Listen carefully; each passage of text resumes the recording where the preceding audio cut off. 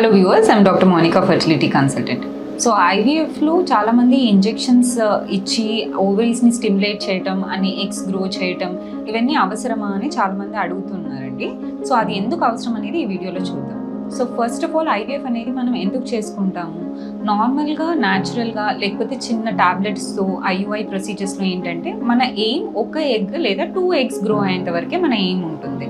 And that is all is enough for you to get pregnancy. కానీ IVF చేసేటప్పుడు ఏంటంటే మనం మల్టిపుల్ ఎగ్స్ని గ్రో చేస్తాం. అంటే ఓవరీస్లో ఎన్నైతే ఎగ్స్ రిక్రూట్ అయి ఉంటాయో అవన్నీ గ్రో అయ్యేలాగా మనం ఎయిమ్ చేస్తాం. సో దానికి మనం స్టిమ్యులేషన్ ఇంజెక్షన్స్ అనేవి ఖచ్చితంగా తీసుకోవాలి. సో మన బాడీలో ప్రొడ్యూస్ అయ్యే హార్మోన్స్ అనేవి ఒక ఎగ్కి లేదా 2 eggsకి అంతవరకే వాటి కెపాసిటీ ఉంటుంది గ్రో చేయడానికి. కాకపోతే మనం మల్టిపుల్ ఎగ్స్ గ్రో చేయాలి అని అనుకున్నప్పుడు ఎక్స్టర్నల్గా ఇంజెక్షన్స్ అనేవి డెఫినెట్గా అవసరం పడుతుంది.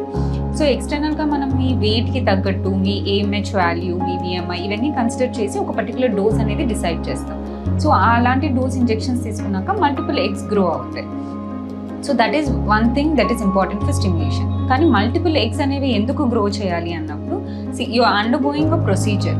సో అంటే ఐవీఎఫ్ అనేది ఒక పెద్ద ప్రొసీజర్ లాంటిది. సో ఇలా మీ ప్రొసీజర్ అండర్గో అవుతున్నప్పుడు ఒక ఎగ్ 2 eggsని ఏం చేయడంలో మనకు ఏమీ రిజల్ట్ అనేది ఉండదు. బికాజ్ 1 egg or 2 eggs నుంచి మనం ఎప్పుడైతే స్పర్మ్తో కలుపుతామో వాటి నుంచి ఎంబ్రియో వచ్చే ఛాన్సెస్ చాలా తక్కువ ఉంటాయి.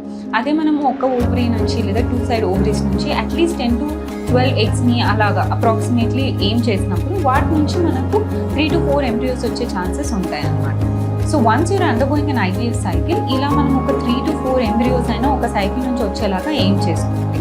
సో వన్స్ ఈ ఎంబ్రియోస్ మనకు ఒక 4 to 6 అలా వచ్చినప్పుడు వాటిని ఫ్రీజ్ చేసుకొని నెక్స్ట్ మనం ట్రాన్స్ఫర్ చేసుకున్నప్పుడు we're on the safer side. మనకు తర్వాత ఎగ్ కౌంట్ తగ్గిపోయినా లేకపోతే ఎంబ్రియోస్ ఒక ఫస్ట్ సైకిల్లో మనకు ప్రెగ్నెన్సీ రాకపోయినా నెక్స్ట్ ఎంబ్రియోస్ అనేది మనకు ఫ్రీజ్ అయి ఉండటం వల్ల మన సక్సెస్ రేట్ అనేది కూడా కొంచెం ఇంప్రూవ్ అవుతుంది.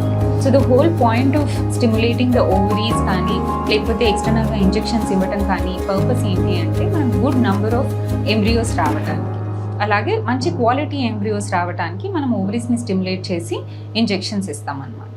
Thank you.